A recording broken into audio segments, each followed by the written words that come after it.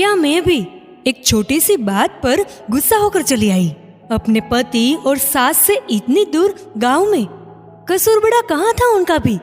एक बेटे ने अपनी बूढ़ी माँ की परवाह ही तो की थी। सोचते हुए रिया की आंखों में आंसू बहने लगे। पूरे 2 महीने हो गए थे। मायके में आते ही लॉकडाउन लग गया। चाह कर भी 500 किलोमीटर की यात्रा मुश्किल थी।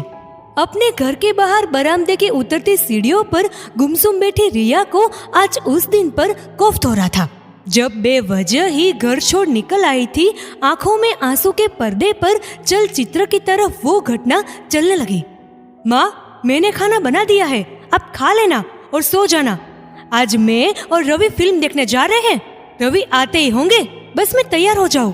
इतना कहते हुए बिना ये सुने चली गई अपने कमरे में कि सास कमला जी ढंग से बोल भी नहीं पा रही थी।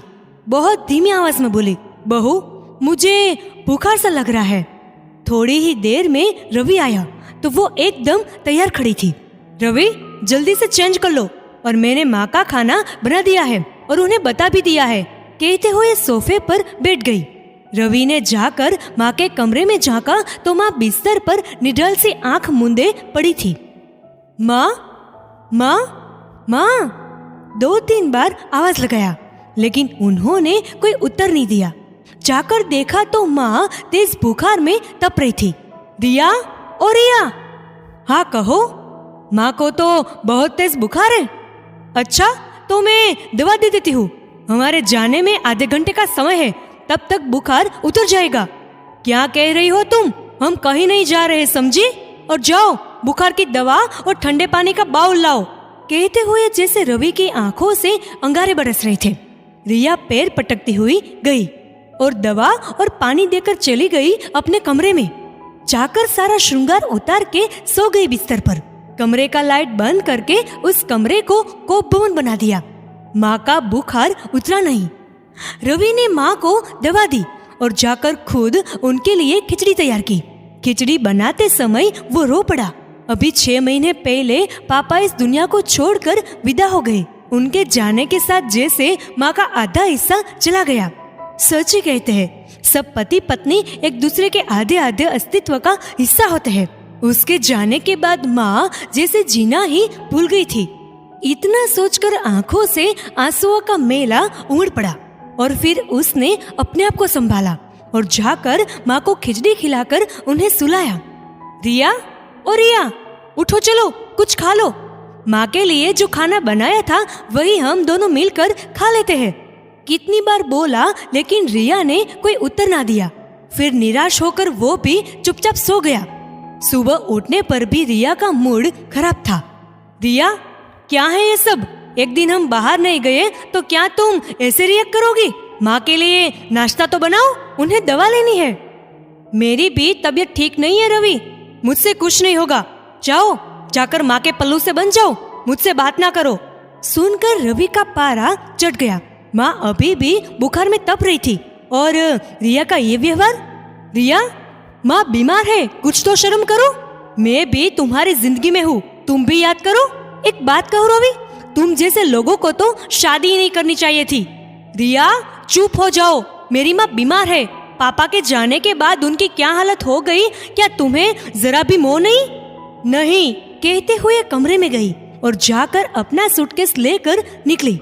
मैं 1 हफ्ते के लिए अपने दादी के पास जा रही हूँ, और हाँ रवि, मैं खुद जा रही हूँ और खुद आ जाऊंगी, कहते हुए निकल गई, बिना जाने कि रवि क्या कहता है।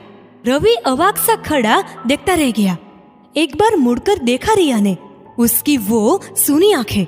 आज तक उस उन आंखों के अभिशाप को कहाँ भूल पाई वो। 1 हफ्ते का कहकर आज 2 महीने हो गए। सच ही एक अभिशापित जीवन ही तो जी रही थी वो अभिशाप जिसे उसने खुद चुना था। समय के साथ अपनी गलती का एहसास हुआ तो दादी से सब कुछ कह दिया। दादी के आंखों से आंसू बह चले। बिटिया, आज तुमने मेरी परवरिश को धूल में मिला दिया। इतनी छोटी बात पर ऐसा गुस्सा, और वो भी तब जब कमला को तुम्हारी सबसे ज्यादा जरूरत थी। छी छी, ये मेरे संस्कार तो नहीं है। उस बिचारी ने अभी अपना पति खोया है। एक बेटे के प्यार को उल्हाना भरे शब्दों से भेद कर चली आई तुम मेरे पास।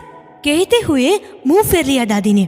माँ बाप बचपन में एक एक्सीडेंट में चल बसे, तब दादाजी और दादी ने ही तो पाला पोसा उसे।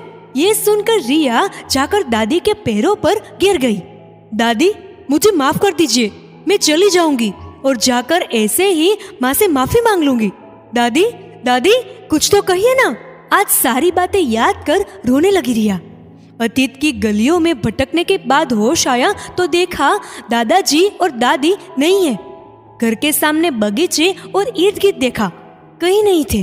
तभी गौरी ने बताया, जीजी, वो दादाजी और दादी गाड़ी लेकर सुबह सुबह कहीं गए हैं और हमको कह गए हैं कि शायद कोई मेहमान आने को है।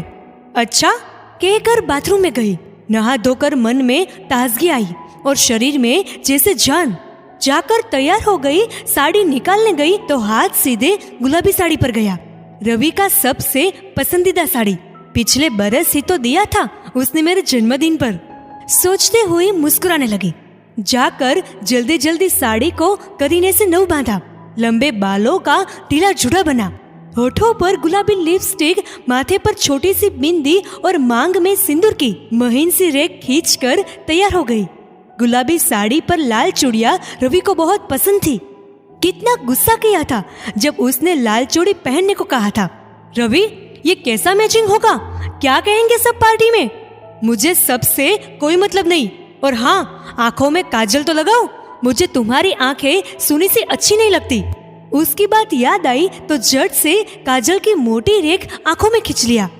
अपना रूप निहार रही थी कि मानो रवि ने आकर उसे पीछे से अपने बाहों में भर उसने शर्म से आंखें मूंद ली। हाय राम, मैं भी क्या क्या सपने देखने लगी हूँ।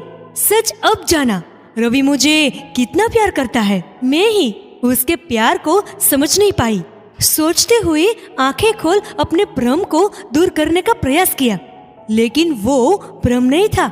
रवि ने सचमुच ही उसे अपने आलिंगन में बांध रखा था। वो उठी और रवि के सीने से लग गई। आंखों से आंसुओं का एक सोता सा फूट पड़ा। रवि, मुझे माफ कर दो, मैं कितनी गलत थी अब मुझे समझ आया।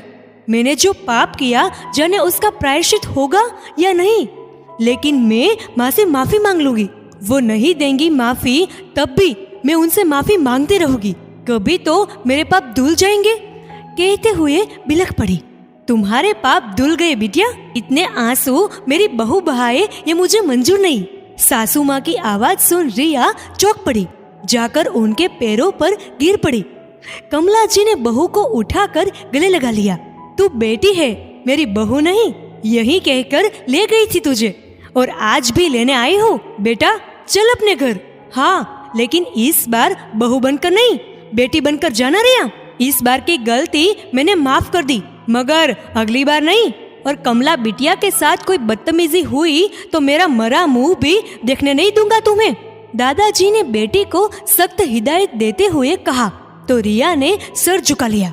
हाँ, तेरे दादाजी सही कह रहे बेटी, हम चाहते तो तुम्हें वहाँ ले जाकर पहुँचा सकते थे, लेकिन रवि और कमला जी को हमने बुलाया क्योंकि हम तुम्हें एक सीख और नए संस्कार के साथ विदा करना चाहते थे। दादी ने पोती को समझाया तो पोती दादी के गले लग गई। कई दिनों के बाद बेटी को फिर से विदा कर दादा दादी के आंखों में आंसू थे। पोती को विछोह का दर्द तो था, अपने पति और माँ रूपी सास से पुनः मिलन भी था।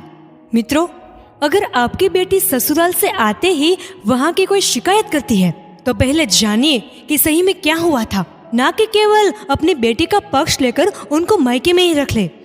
दोस्तों, इस वीडियो को लेकर आपकी क्या राय है नीचे कमेंट करके जरूर बताइएगा। अगर आपको ये वीडियो अच्छा लगा हो तो इस वीडियो को लाइक करिएगा, शेयर करिएगा ज़्यादा से ज़्यादा लोगों तक, और ऐसी और भी इंस्पिरेशनल वीडियोस के लिए सब्सक्राइब करें हमारे यूट्यूब चैनल को और फेसबुक पर फॉलो करें हमारे पेज को। धन्यवाद।